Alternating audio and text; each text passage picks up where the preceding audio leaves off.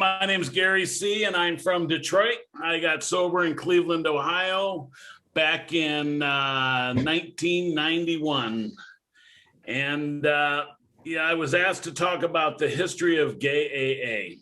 Well, I'm 29 years sober now, and in 1 month, I'll be 30 years sober. So I lived a lot of this. I won't swear too much, I don't think. But, and I think a lot of us, one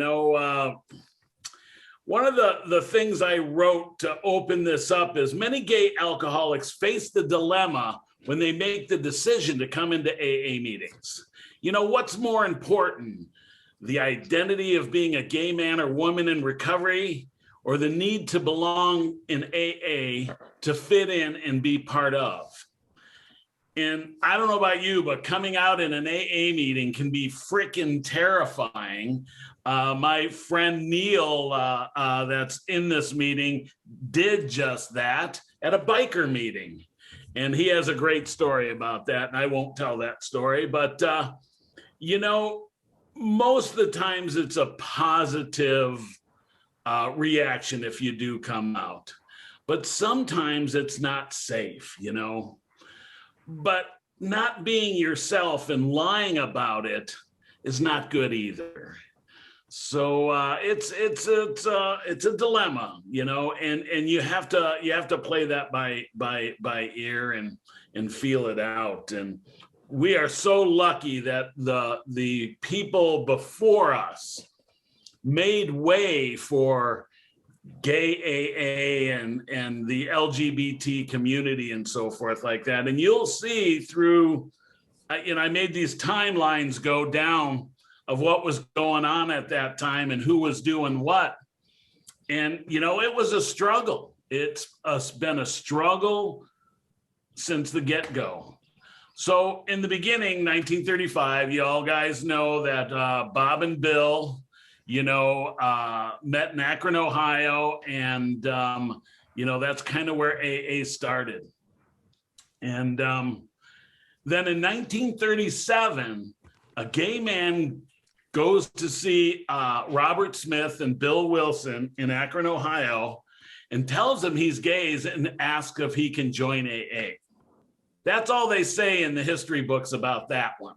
They didn't say, yes, he can join, no, he can't join. They didn't say anything else besides that. That was the end of the sentence. And I'm going like, wonder if he actually went to the meeting or not, Then in 1939, the first printing of the big book, Alcoholics Anonymous, was published. There's a lady by the name of Marty M., who becomes the first female alcoholic and the first lesbian in the first AA group in New York. And that meeting met at Bill Wilson's house in Brooklyn. And not long after Marty came in, her partner, her lover, Priscilla, joins AA. And Marty and Priscilla are among the first women to achieve long-term sobriety in AA. But remember those names because they're going to come up a little later too. And this is 1939. I mean, what's it like coming out in 1939? Probably not too good. So in 1941, here it is, women's rights. The first AA group for women was formed in Cleveland, Ohio. Now, do we know if that's a lesbian or not? But it was kind of in the text that it probably was. And then in 1944, after discussing the idea with Bill Wilson in New York, an AA member named Lois K. meets with Priscilla and Marty to discuss publishing an AA magazine. So I don't know if you guys know that or if you guys still get it delivered, because I get it delivered every month.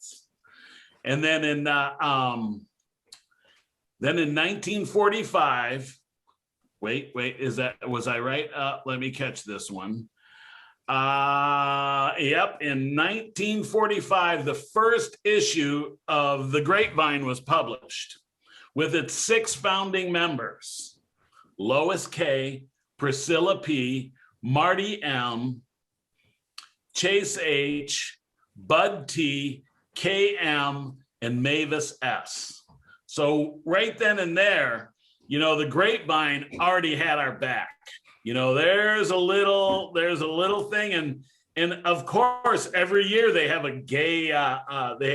gay publication for us every year, which is kind of cool. I like that. Actually, one of my friends has gotten his stories published in there for that publication for that year, for the gay one. Also in 1945, the traditions were being formulated. The third tradition was out of a meeting whether to let a gay man into the group or not. And there's a tape by Barry L., and he was in that meeting to decide if they were going to let this guy in or out. Also in 1945, get this, the first group for Black alcoholics met in Washington, D.C. So there's some stuff going on here. It's 1945. AA's been around for about 10 years. Okay, also in 1945, an AA group for homosexual alcoholics begins to meet in Boston on Beacon Hill. Now, it's not a sanctioned gay group or not. It's just a group of gay alcoholics that are starting to meet together in 1945. So we're going to skip ahead to 1949. And Ed W., who I don't know, and they don't talk much about him in the books or in the archives, asked Bill Wilson for his suggestion of starting a special interest group in Boston. And Bill responds with, it doesn't matter what special interest group, as long as they keep in mind they're there to stay sober. That group started meeting at the Stag Hotel in Boston in 1945. And that was the same group that started to meet in Beacon Hill. And then, okay, and now we're up into 1950. AA formally adopts the 12 traditions. Though different groups continue to have wide varying requirements for membership, in New York City, gay AA, lesbian, and gay members have already developed a growing network. And in 1950, Alcoholics Anonymous 15th anniversary marked the first international convention in Cleveland, Ohio. Several thousand people, 3,000 people actually attended that convention. But the big part of that convention was at a place called the Cleveland Music Hall, which I used to go there, get high, and watch concerts. This is the crazy part. Yeah, I got drunk there many a times. There was the traditions meeting was held there, and which was the high point of the conference. And that's where the traditions were adopted, at that convention. Okay, so that's 1950. Now, 1952, Barry L., here's a very important gay man in AA. He had been around for a while, but this was his last relapse here in 1952. Barry wrote Living Sober. That's this book. I don't know if you ever read it, but I'll tell you what, this was a real important book in my day. It really helped me get sober. It really did. And he also, in 1975, wrote the pamphlet, Do You Think You're Different? And Barry was gay, of course, and he was an old timer. And Bill Wilson actually entrusted him with keeping the original manuscript of the big book safe, which he then turned over to the National Archives, which is truly amazing. So Marty M., she comes back into the picture. And in 1954, Marty M. found the National Council of Alcoholism. And they help everybody all around the world. They help set up offices and in different countries and so forth like that for GSO and so forth. In 1959, the Supreme Court affirms then the right for homosexual and men and women to congregate in public. We couldn't even congregate in public. We couldn't, that's the struggle we have had to go through. Those men and women went through a lot of struggle just to get together, and we're going to skip a little bit to 1965. In 1965 in San Francisco, Telegraph Hill Group, an under 35 group in North Beach, established a local reputation as groups with many gays. They weren't gay meetings yet because there were no sanctioned gay meetings. There were gay people that went to meetings that mixed with straight people, just as we do today. And today we are lucky that most of the time they're pretty accepting. I don't know if they were back then. 1965, well, that was kind of the hippie love area and so forth like that. So the first real gay group was in 1968 on Fell Street in San Francisco. Gay alcoholics met there.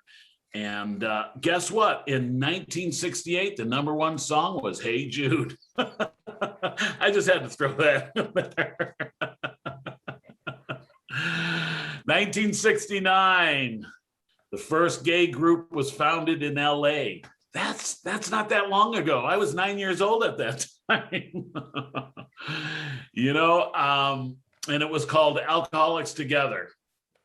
Also at the same time in 1969, New York City men and women were corralled and the police raided a gay bar, and the gay people fought back, sparking what is known as Stonewall.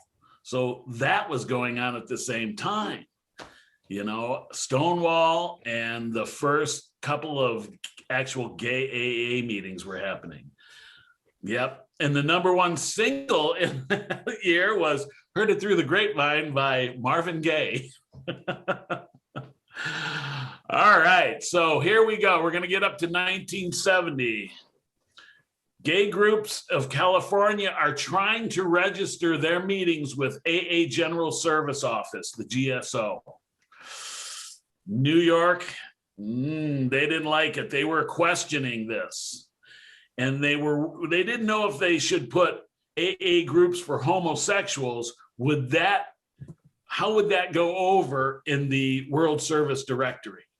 That was a fight right there to try to get that word inside the directory. We're really lucky today. We sure are. 1971, the gay group, the first Washington, D.C. was founded by Blanche M. It's 1971. Holy shit. That's not that long ago. Wow. And then in 1972 is when this book was written by Barry L., Living Sober. And I'll tell you, if you get a chance and you want to go out, he's got a couple of good open talks out on the internet. Listen to them. They're profound, especially when he talks about Tradition 3. In 1973, the American Psychiatric Association removes homosexuality from its diagnostic and statistical manual of mental disorders. Being gay was no longer a mental disorder. 1973. Wow, not that long ago. Also, the pamphlet, The Homosexual Alcoholic, AA's message of hope and gays, hope to gay men and women, was printed in Washington, D.C. It wasn't sanctioned yet, but it was printed. In 1974, after a long debate, members of General Service Contract vote to include groups for homosexuals in the World Directory. AA offices in a few cities began to include gay meetings in their local directories. And that was both in the US and in Europe and so forth like that. So it wasn't until 1974 that we actually got gay meetings listed. You know, it's like the Dameron guide. Well, I don't know how old you guys are. I used to get these Dameron guides so you knew where to go, where the bars were, where the beaches were, and all that stuff. So, and that was like the IAC, you know, directory that'll be coming up here shortly.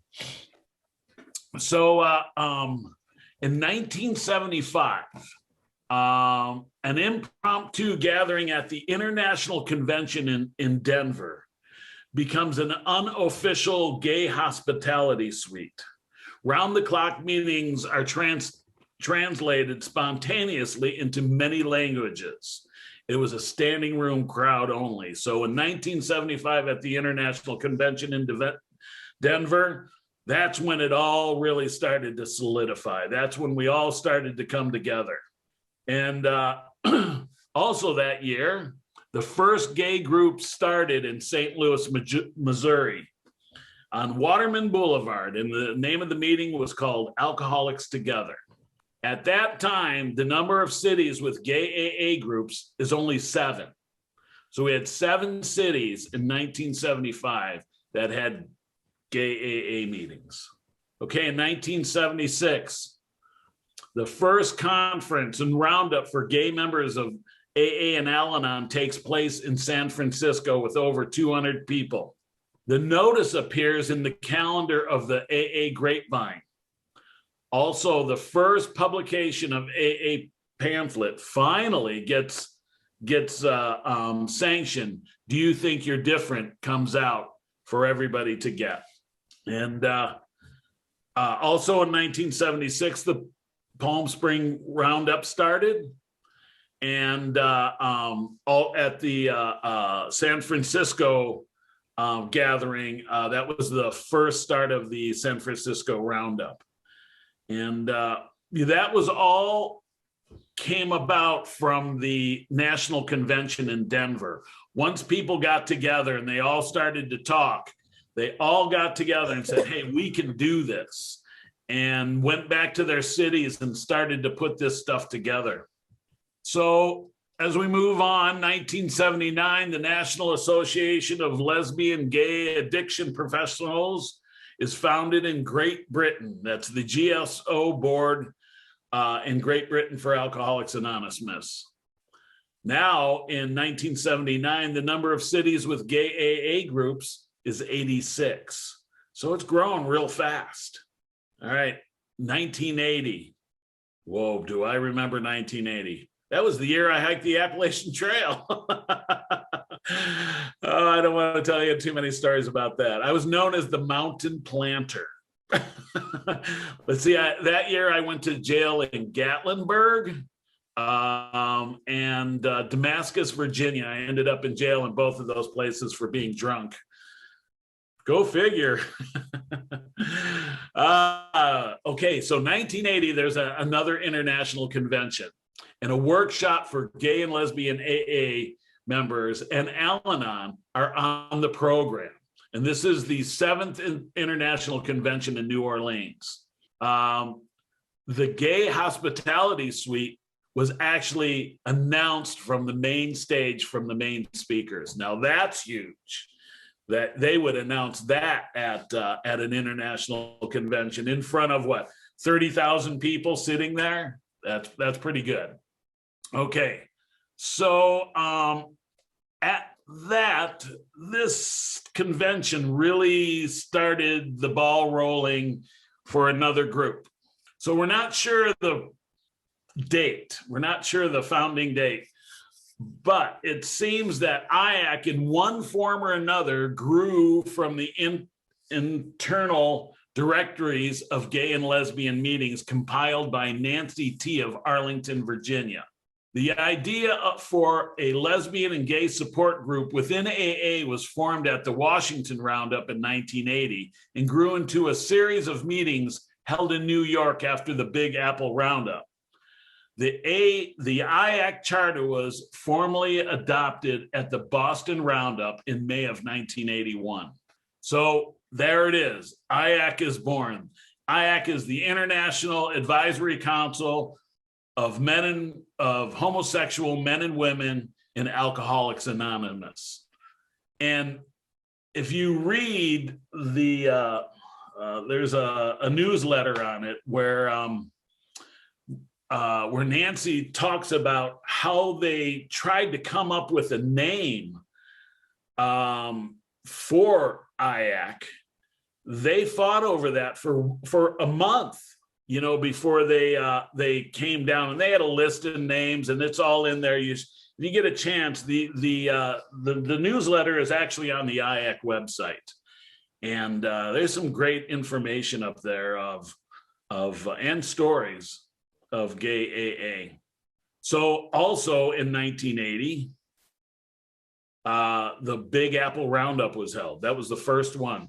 And let's see, 1981, the International Advisory Council of Men and Women in Alcoholics Anonymous is founded, and the need for a pamphlet for gay alcoholics is raised at the GSO conference. Also in 1981, the first Ohio Roundup was held, started in Cleveland, Ohio, started by my old sponsor, Dennis S. Treva, we love to call her. 1983, IAC, the Advisory Council. The draft of the pamphlet, Homosexual Alcoholics, was about to be approved by GSO and distributed among conference members. But that decision wasn't made until 1984. They sat on it for a good 6-9 months before they approved that pamphlet, which I could see, you know, being on a couple of boards and so forth like that, trying to get certain literature through and having the language right and all the other stuff, it takes some time. But in 1983, by that time, the number of cities with gay AA groups is 156 around the world. In 1984, the General Service Conference votes not to publish the pamphlet for gay and lesbian alcoholics. They didn't do it yet. Okay, 1985. If you guys can go find this open talk, it is amazing. Barry L. gives an open talk on the origins of gay AA and the third tradition. And he's at the International Convention in Montreal, Canada. So he's on the big stage talking about all this stuff. The third tradition was born out of the exception of a gay person. And back then in the 1930s, they called them sexual deviants. I happen to be one of those. No, I just happen to be gay and an alcoholic. All right, in 1985, the number of cities with gay AA groups is now 227. And that all comes from the World Directory. 1986, the Chicago Roundup was started. 1986, also the Detroit Roundup. It was then called the Midwinter Warm-Up. Soon to become Together We Can was started. And that was Gary D and Anita D that started that roundup. 1987, the first gay and lesbian meetings were started in Russia. Finally got to Russia. Okay, 1989. That was a wild year. That was the year they finally AA sanctioned the publication of the pamphlet, The Gay and Lesbian Alcoholic. It wasn't until 1989 that pamphlet became sanctioned by AA. In 1990, the number of cities with gay AA groups is now 311. And the number one hit song was Hold On by Wilson Phillips. All right, 1991, IAC's 10th anniversary, the International Advisory Council of Homosexual Men and Women in Alcoholics Anonymous. That was also the year I got sober. The IAC newsletter had an article, and you should read this, by Nancy T, who really got the ball rolling for the special interest group for gays and lesbians in Alcoholics Anonymous. And we are, IAC, which is now GALA, is one of those 7 groups. And we kind of fell off the charts for a while, but we're back up there. We're back in AA's grace, and they recognize us now. The #1 song in 1991 was "Everything I Do It for You, How Codependent" by Bryan Adams. All right, 1992 was my first exposure to IAC from the Cleveland groups by a guy by the name of Jeff Y. My first roundup was in Detroit, Michigan, and my second one was in Columbus, Ohio that year. And they got me into this IAC stuff, and I started to distribute meeting directories. And I did that for the next 8 years in Cleveland and Boston and New Hampshire and Maine. And yeah. Okay, 1992, the #1 song was "End of the Road" by Boyz II Men. We're going to jump up to 2005. That was my first AA International Convention in Toronto, Canada. That got me reunited with IAC. And that was also the last year that the IAC directory was actually published. It was an actual book, little book like the Dameron Guide that had all the meetings all around the world and in all the cities and how to contact and how, so forth like that. We didn't have online was just coming online. And that was the year that IAC-AA.org came online. So they stopped publishing the book, but they put everything online where it is today. In 2006, the We Are Not Saints roundup at Gay Days, Florida was started. That was a great roundup. I really like that one. They had a workshop there that I really, it was called the Madonna Workshop. And he had these things of all these Madonna songs, and you'd pick one out and you'd tell him what it is, and he would play a little bit of that song, and then you'd have to try to relate it to recovery. And believe it or not, you could really do that to all the Madonna songs. Yes. So, 2010, I joined the IAC board for the first time, even though I've been in and out of IAC all over the place. And I worked the AA convention in San Antonio, Texas in July of that year.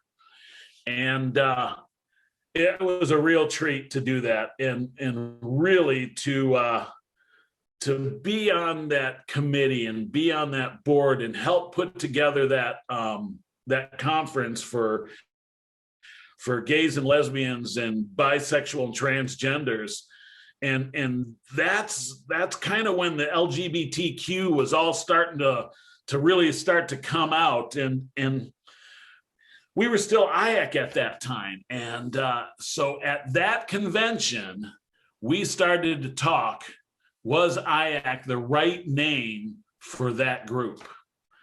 And I remember getting on that group. There were some great people on there, and I really enjoyed them. I learned lots from them.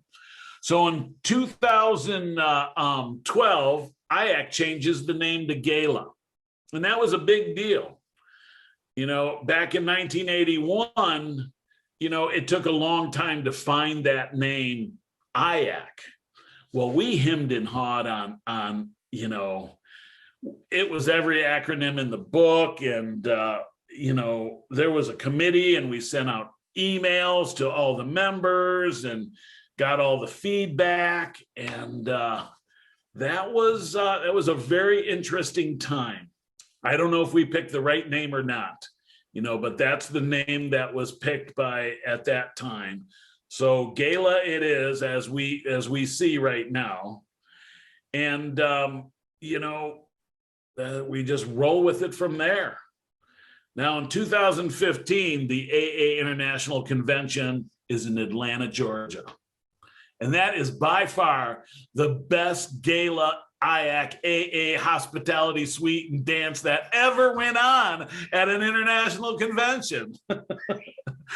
That thing kicked butt, man. It was dreamy, and it was put together very well. I mean, Atlanta worked hard on that, and they learned a lot from San Antonio, who learned a lot from Toronto, you know, and, you know, as it's been handed down over the last 20 years, you know, each one of the conventions gets better. You know, the hospitality suites, you know, they raise the money, they do the fundraisers, they build the camaraderie within the gay community, and you know, and it's the service work. Service work keeps you sober, and so that convention was undoubtedly the best so far. But we were getting ready in 2020 in Detroit. It just didn't happen. So in 2016, a new mission statement from Gayla came out. And that came from the 2015 Atlanta conference. And the mission statement of inclusion, and unanimously resolved to change the phrase at the bottom of the homepage on the website. We embrace all LGBT plus members of the AA fellowship. You know, and that's, we're including everybody now. It's not just men and women, gays and lesbians, you know, it's LGBT plus, you know, it's everybody. And, you know, I'm really glad we're at that point. Will we change the name again? I don't know. Building bylaws and changing names and all that other stuff is a lot of work. And I don't know if this next, you know, 4 years I can pull that off. I just recently retired. I'm only a part-time worker right now. So, you know, here we are, March 2020. You know, we got hit with this pandemic, and AA went online. The whole world, you know, was locked down. The world has changed. You know, and in May 5th of 2020, the 85th convention for Alcoholics Anonymous, the 85th anniversary, I should say, of the AA International Convention was canceled in Detroit. And it's been just, it's been an interesting year of online meetings and conferences, but, you know, we prevailed. As alcoholics and addicts, we're pretty smart people, probably the smartest people around. And we knew we all stayed clean and sober, most of us. I'd say a lot of us did.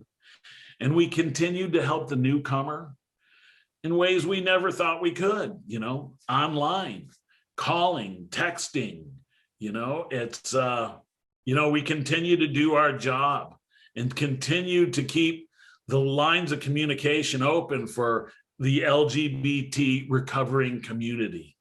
And that's important. Because if we don't keep that open, you know what happens. Jails, institutions, or death. That's what you get. And you know, with us, we have low self-esteem. There's a lot of stuff that comes along with being gay, but also being an alcoholic. You know, first of all, we're an alcoholic that happens to be gay. And, you know, we come a long way in the last 85 years.